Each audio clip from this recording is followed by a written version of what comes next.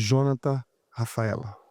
2024, ano da unção de Josué, vocês podem dizer que foi um ano de rompimento, de crescimento, de, assim como você disse em off, de ir para águas profundas, para entender verdadeiramente o que Deus estava requerendo de vocês, porque não era só de um, era dos dois. Mas é quando Deus exigia de um, dava e dava para o outro, e aí ia ajustando. Como foi isso? Só para as pessoas entenderem a importância da gente se colocar abaixo dessa cobertura espiritual e ouvir a direção de Deus.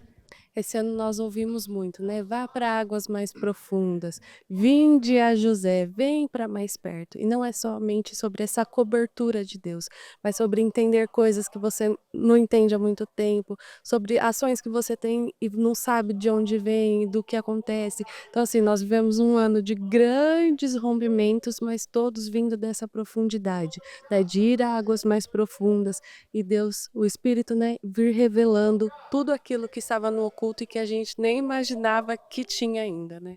Você recente agora, antes de virar o mês, de novembro para dezembro, antes de iniciar o propósito da mudança, você, com um trabalho que tem tido das mulheres da Escola Forte e Corajosa, você fez uma carta e você rompeu com algo que você achou que não tinha controle, mas na realidade estava tendo controle e você rompeu com isso, não foi isso? Exatamente, nós viemos desses trabalhos, né, de perdão para o pai, e às vezes, acha que o problema está no pai, mas na verdade o problema está com a mãe, e são a cura da criança interior, né, um adulto ferido, na verdade, é uma criança que não foi curada. Então, de todos esses trabalhos que nós temos feito no clube de leitura, dos trabalhos, né, da escola, eu fiz uma carta, porque a minha grande dificuldade era discernir a voz do Espírito Santo. Não sabia qual voz eu estava ouvindo. E fui buscando em Deus o porquê disso. E ele foi trazendo coisas da infância que eu precisava perdoar, liberar a minha mãe, porque a mulher é a figura do Espírito Santo, né? Então, com esse trabalho, eu fiz essa carta de perdão, aquele rompimento, e eu passei a ouvir com clareza e nos pequenos detalhes o dia a dia, né? Hoje eu posso dizer que o Espírito Santo é meu melhor amigo, que ele anda grudadinho comigo e eu consigo discernir com clareza a voz dele. Você, 2024 foi um ano, assim, literalmente que Deus esticou vocês. Vocês tiveram situações com a criança, né? Que o Senhor levou, o Senhor recolheu, e vocês viram em meio a tantas situações após aquilo, ataques, dias difíceis, dias dolorosos, e vocês mencionaram que uma vigília que foi realizada com o Bispo Fernando, vocês conseguiram entender com mais profundidade o que Deus estava esperando de vocês, e vocês, e a senhora disse agora ainda em off, que vocês andaram um pouco mais em Deus, não foi isso? Foi, porque o luto, cada um passa pelo luto de uma forma. Embora nós tenhamos feito por temor a Deus, não deixa de ter a dor, mas é a palavra que nós recebemos desde o início: "Tu conservarás em paz".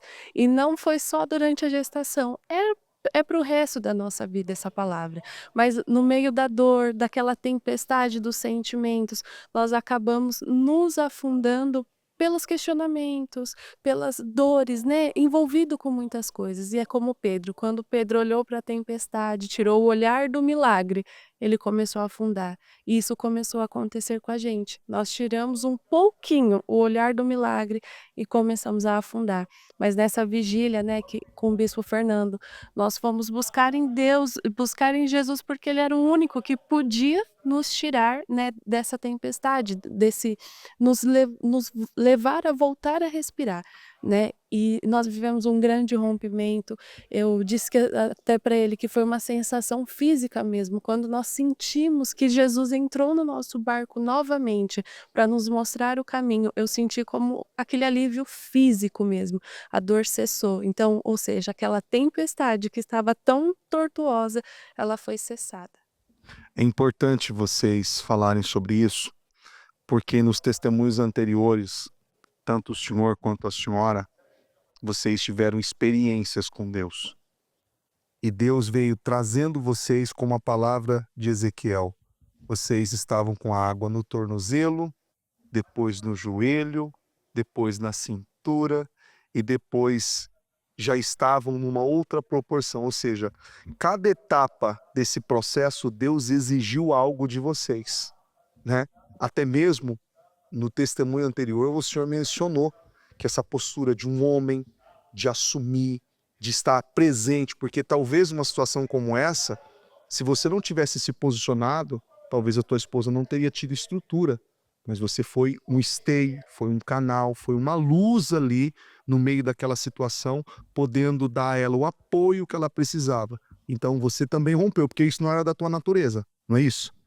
Eu sempre fui muito tímido, muito medroso de se posicionar, de falar o que pensava.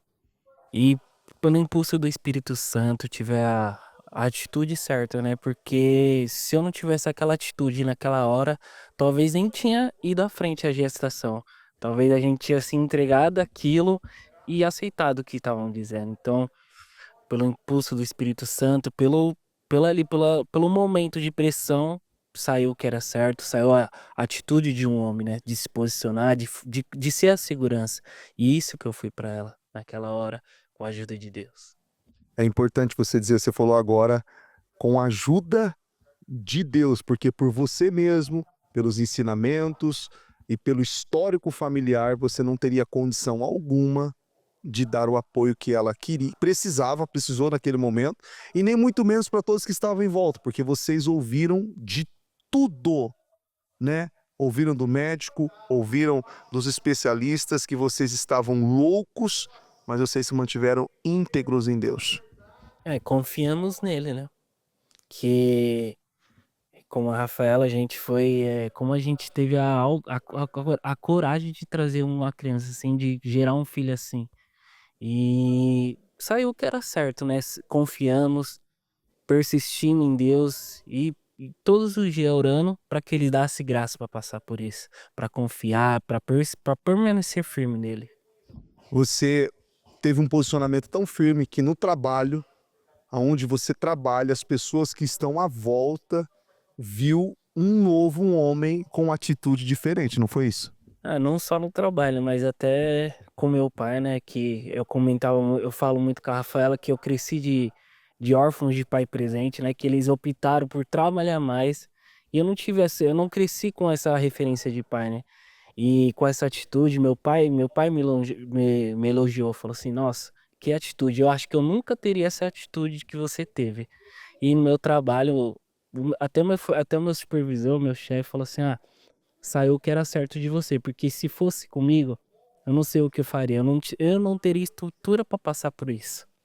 Você ouviu isso? Ele falou para mim assim, falou assim, você se tornou um homem que jamais serei. Eu me espelho em você. E foi gratificante isso. Isso me fez eu olhar para mim e falar assim, eu sou um novo homem. Eu me tornei um homem que Deus exige de mim, que Deus quer que seja de mim. Vocês deram a resposta certa, tiveram a atitude certa. Hoje vocês vivem numa paz que ninguém acreditaria, né? A paz que vocês vivem, a confiança que vocês têm, a naturalidade que vocês levam a vida de vocês com os desafios do dia a dia, como todos nós temos, mas sem nenhum pesar, confiando em Deus e vivendo com essa paz que excede todo o entendimento, não é isso? Exatamente, é como está na palavra. Muitas, eu recebi mulheres falando, eu não sei como você consegue, como você está desse jeito. E às vezes mulheres mais velhas, né, que falam, olha, você é a minha referência, porque a sua força, a sua conduta, mas desde tudo que aconteceu, a palavra que Deus me deu para que nós nos levantássemos foi como Davi, quando perdeu o filho. Ele se prostrou? Não, ele se levantou, se arrumou, se perfumou, foi para o templo e seguiu a vida dele com naturalidade, porque ele sabia que o mesmo Deus que deu, que permitiu aquele, permitiria que ele vivesse o que era a promessa dele. E ele viveu. Deus permitiu Salomão depois, que foi uma glória maior, né? Então nós nos levantamos para permanecer firmes e crendo que a glória da segunda casa será infinitamente maior do que a da primeira. Então, a nossa esperança é a palavra. Nós nos agarramos às palavras, às promessas que têm saído do altar, porque nós vamos viver todas elas. E por isso, nós sabemos que para viver, nós temos que permanecer firmes. Rafaela, depois de tudo isso, você se envolveu com um trabalho Forte e Corajosa, essa escola, o Forte e Corajosa, com a pastora Mariana, a pastora Ana Paula, e você se envolveu de uma forma que aquilo deu você condições de poder ver o quanto você era forte, capaz, o quanto Deus estava te enchendo, te sustentando, porque você ainda disse em uma ocasião que você tem enfrentado desafios e visto histórias que você falou assim, meu Deus, eu precisava, foi necessário, porque você tem atendido, como você mencionou agora, ajudado, mas você tem visto nesse trabalho porque você se entregou nesse trabalho e você tem se entregado e tem visto o fruto na vida das mulheres, não é isso? Sim, é exatamente essa palavra, foi necessário. Às vezes Deus permite que a gente passe por algo que, a princípio, você fala, como? Para quê? O que vai ser usado isso? Mas hoje, você vê que são 4 meses, mas nós temos visto colhido a cada mês um fruto maior. Eu costumo dizer que são as sementes de Davi. Né? São as sementes que ele plantou e elas estão frutificando, e nós temos recebido. Tenho visto tanto de outros trabalhos, não só da escola, mas de mulheres que geraram filhos a partir de mim, de um ministério que Deus levantou através de mim. Então, mulheres realizando sonhos através da fé, de um momento que eu não tinha nada, era Deus, mas é quando você se esvazia. E aí Deus pode te encher, e aí Ele pode te usar. Então, todos esses frutos é disso. Eu me esvaziei porque eu não tinha nada para dar, né, nesse momento. E aí Deus pôde me usar. Tenho visto essas mulheres se levantarem e falado obrigada. Obrigada pelo seu testemunho. Obrigada pelo que você fez. Porque graças ao que vocês fizeram, eu fiz isso, isso. Então, nós temos colhido grandes frutos para a glória de Deus. A bispa ensina e fala disso uma vida, né? Nunca nos parecemos tanto com Deus quando ajudamos alguém. E vocês ajudaram e ajudam pessoas e vão continuar ajudando, mesmo sem saber que estarão ajudando, por intermédio da história, da resistência, da força, do nível de obediência a Deus. O que vocês têm a dizer para essas pessoas que assistem agora o testemunho de vocês, e já agora, às vésperas para finalizar o ano de Josué, vocês podem dizer que esse ano foi o melhor ano da vida de vocês até então, o ano de rompimento, de avanço, de crescimento, mas o melhor ano da vida de vocês até então? Com certeza, porque ainda quando a bispa liberou essa palavra no início do ano, ela disse: teremos gigantes, grandes enfrentamentos, mas nós vamos entrar e conquistar a nossa terra. Nós tivemos grandes gigantes, grandes desafios, mas nós rompemos, vencemos todos eles e vamos finalizar esse ano como o melhor ano das nossas vidas até então, com grande crescimento, rompimento, amadurecimento, com a fé num alto nível que nós nem imaginamos que iríamos atingir esse ano e vivendo assim, como eu disse até outro dia, um milagre atrás do outro, para a glória de Deus. Atravessaram o Jordão. Atravessamos o Jordão, confiamos, né? E seguir em frente, né? É como ela falou, né? A bispa também fala muito disso, de olhar o problema, não falar do problema, mas sim com o problema. E foi o que a gente fez. A gente podia se amedrontar, se acovardar, se intimidar, mas olhamos para o problema e confiamos. Não, esse problema já foi vencido.